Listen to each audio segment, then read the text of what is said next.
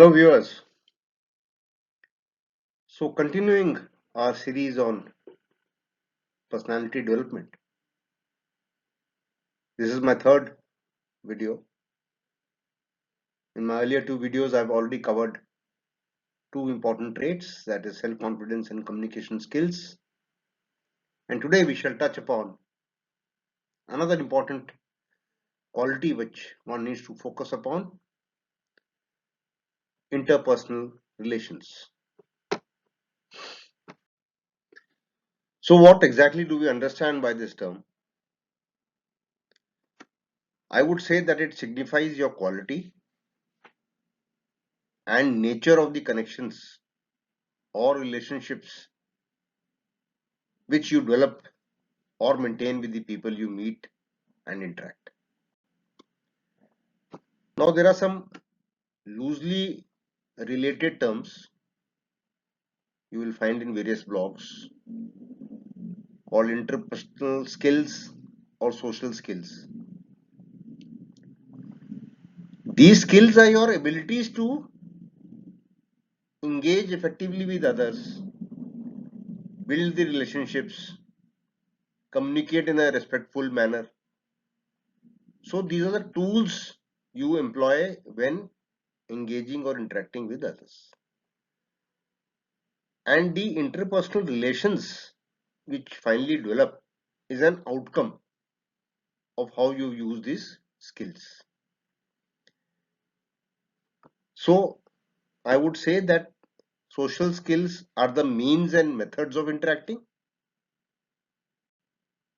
and interpersonal relations are the end result. Now its importance. Why is it such an important trait to have as part of your personality development? Friends, is firstly having good relations, effective relations with others is a big stress buster. It gives you happiness, your well-being is looked after, there's an emotional support to it. Of course, it is the best for career growth, opportunities, professional advancement. All this is possible only when you meet, greet, interact socially and professionally with people and maintain healthy relations. Of course, you get this connected point, you get access to new ideas, new perspective. What you have been thinking about something may be entirely different when you hear and uh, meet some people who give a very different idea about it. It helps to cope with life's challenges. You may lose a job, or you're in between jobs. There is some mishap or tragedy in the family. So if you have relations, people will come, console you, meet you, help you tide over these problems, give you some solutions. But if you don't have good relations, you'll be all alone. And in times of trouble, we all know only very good friends and very good relations come into play. Good relations and bonds improve the clarity and understanding in conversations. So your communication skills also strengthen up. And it gives a good boost to your self-esteem. When you interact in a positive manner with people, off and on, it gives you a lot of self-confidence. So it gives you a feel-good factor as far as your self-esteem is concerned.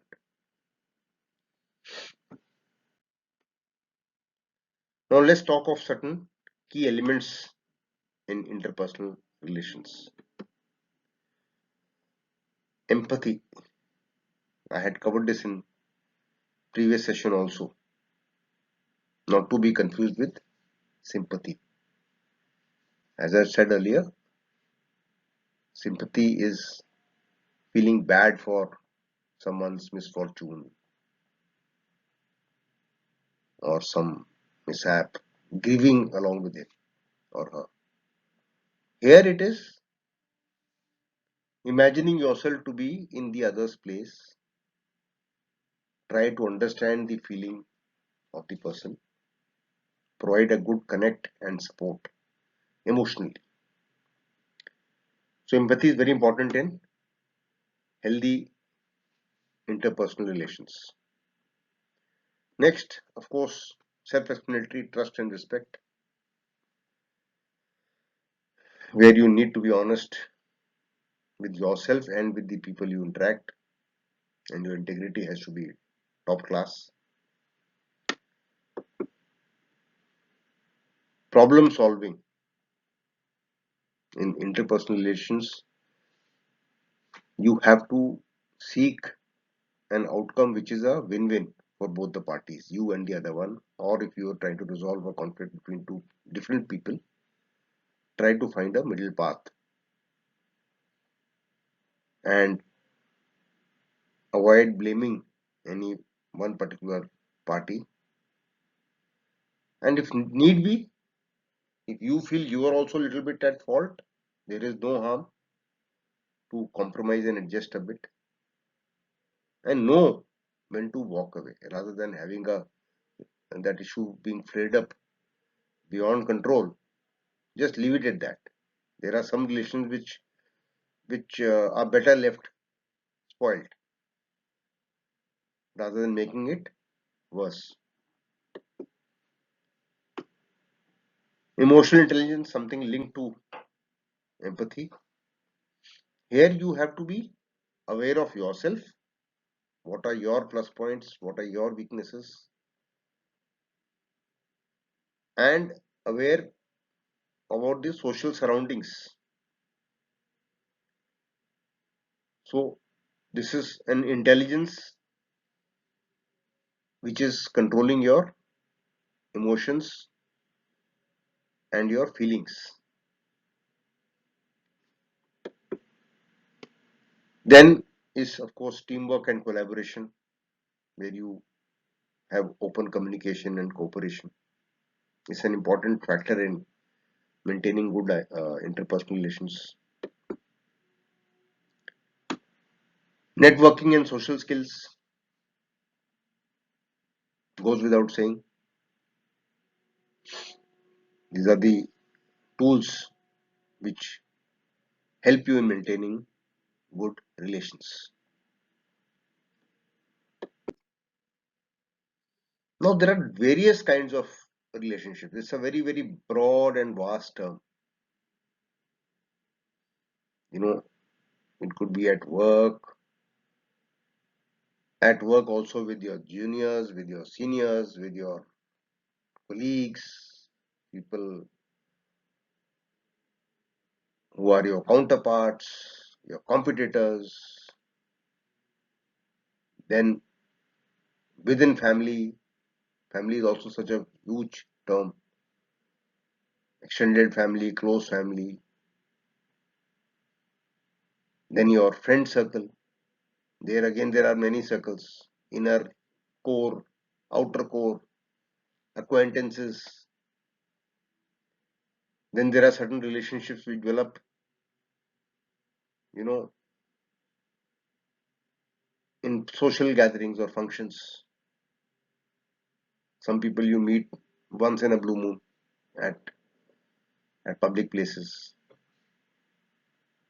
So there are many kinds of relationships. There are just 8, 9 listed here. I can go on talking about more than 15, 20 relationships.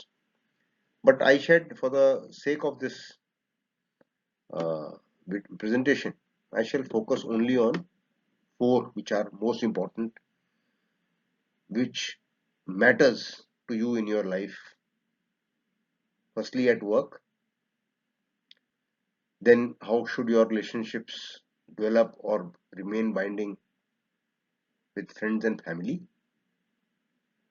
at gatherings and public functions, and with people whom you may be meeting for the first time. It's very important to know how to conduct yourself. So, to start with the workplace, certain practical tips. First and foremost, communication skills. We have covered it at length in my previous video. Second is to be respectful and being a professional. Respect and courtesy wherever due must be given, and at the same time, you must care for others' opinions, however diverse it may be. Use of emotional intelligence. This skill will figure in almost all relations. Here, you need to manage and know your own emotions, and at the same time, be empathetic towards the feelings of your co-workers. Teamwork and collaboration. No workplace or corporate or organization can be productive without a team effort. So cooperate everywhere, support others, and you will in turn get the support which is due to you. Conflicts and arguments. There will be disagreements. There will be arguments almost every day. You need to find solutions to that and avoid personal attacks. Appreciation, very important, a key factor to motivate people and create goodwill. Boundaries, maintain distance. You can be friendly, but don't be familiar. Be a professional. So these tips should, I think, sail you through at your workplace. Next, we come on to how your relations need to be handled as far as friends and families are concerned. Certain practical tips. Quality time. It You need to give time to your friends and family.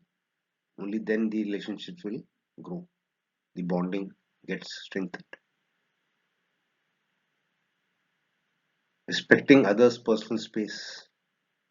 Don't impose your opinions or your personality too overtly, however close you may be. Appreciation and gratitude, same thing as in workplace. You could sometimes, bring small gifts. It's a good surprise to everybody. Everybody welcomes a gift. Disagreements are bound to occur where these relations are close. In such cases, don't shout, unnecessarily blame others. And where you feel you are also partly to be blamed, there's no harm in apologizing. Acknowledge and celebrate success of your friends and your family, and at the same time, in their difficult times, offer your support. Commitment. If you promise something, assured something, stick to it. Follow it through so you can be considered reliable and dependable.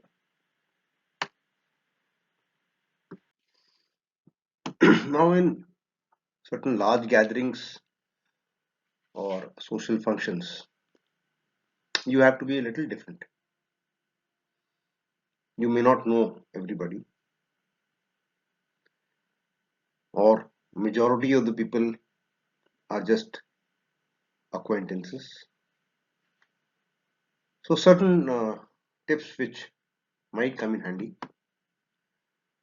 Firstly, read the gathering and adapt yourself accordingly. There could be a mature lot of people, there could be an intellectual lot of people, there could be more of youth at some place, more of political kind of discourse which is going on. So be part of it and match the tempo and energy after you've read the situation. Being inclusive and approachable. Now make efforts to be part of the gathering. Don't be aloof. And when approached, show interest. Avoid comfort zones. In a gathering of 100 people, you find there are 3 or 4 small groups whom you know more, and there's a human tendency that you stick to only those relatively closer friends. Can avoid it. You may learn something by meeting new people, and that's why you've been invited to interact. Cultural and social norms, where applicable, should be given due respect. And 2 small points. There's a lot to read from body language when you meet uh, different kinds of people, or maybe interacting with 5, 6 of them.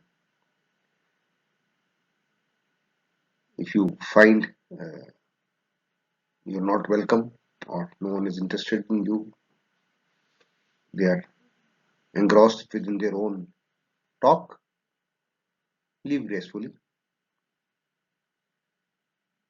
So these tips might come in handy in some large functions.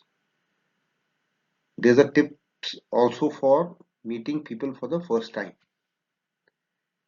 It's part of it could be part of social functions or gatherings. It could be otherwise as well. While you're traveling, or at workplace, someone comes in, you haven't met him before.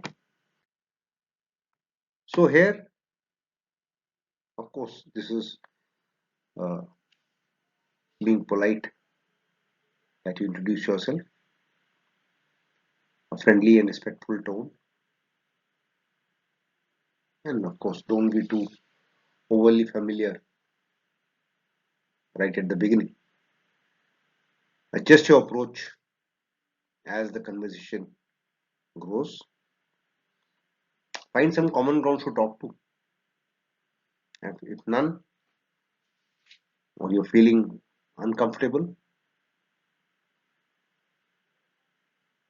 just quietly detach from that person.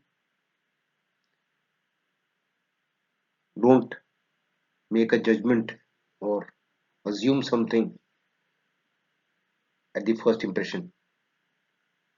Keep an open mind for some time.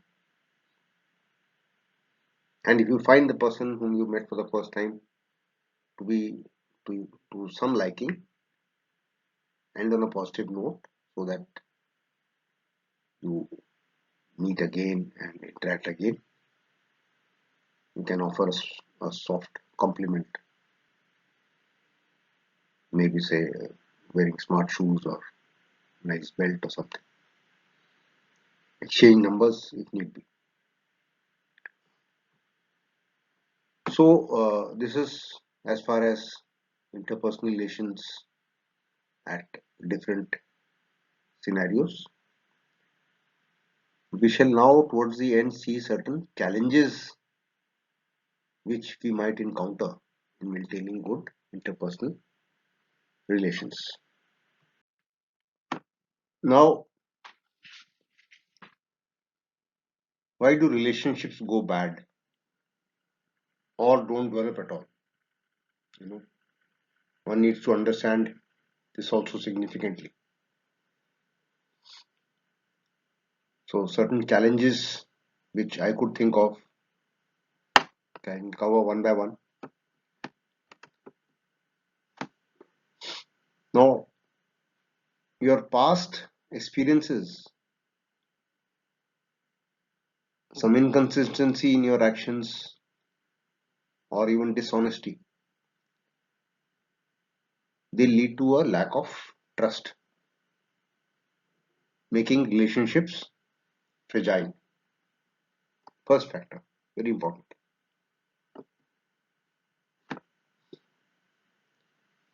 Emotional and sentimental barriers like uncontrolled anger, your insecurity within yourself, certain frustrations, they can negatively impact interactions, sometimes even lead to conflict that relationship cannot develop or cannot build hereafter. We covered it in the previous session. It is one major factor of relationships going bad. Misunderstandings may arise due to unclear messages or communication, and maybe even style of communication. A person who doesn't talk much, a person who overtalks. Then there is your lack of time. Your schedule is very busy, your work pressures, maybe personal commitments, family commitments. You don't have time to meet or talk even on phone or text a person. So it limits opportunities and the distance grows. Differences in personality and values, sometimes egos also. Your opinions, your temperament, your attitude, they may vary. There's a clash. This causes friction, misunderstandings. This is an extreme factor, and here one can't expect any relationship to grow.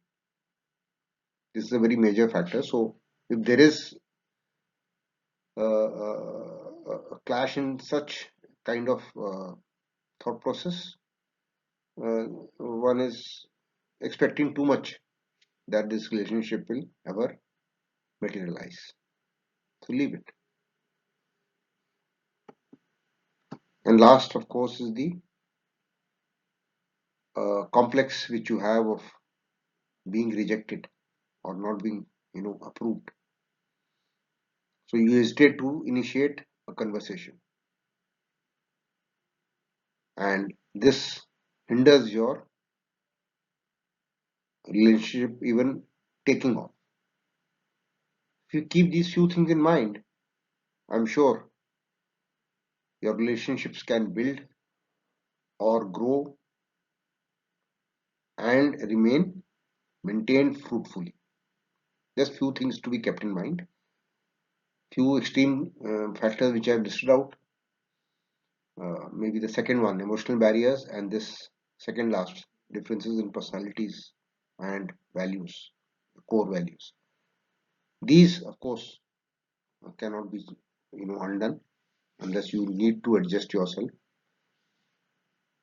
Uh, Other than these, if you keep the other factors in mind, I think it will do a lot to your personality as far as keeping interpersonal relations at a good level.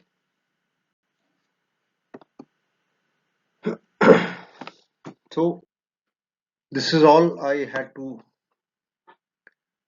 talk as far as interpersonal relations go. And now we look forward to the next significant trait as far as personality development goes, that is goal setting, which will soon follow this video. Stay tuned and see you shortly. Jai Hind.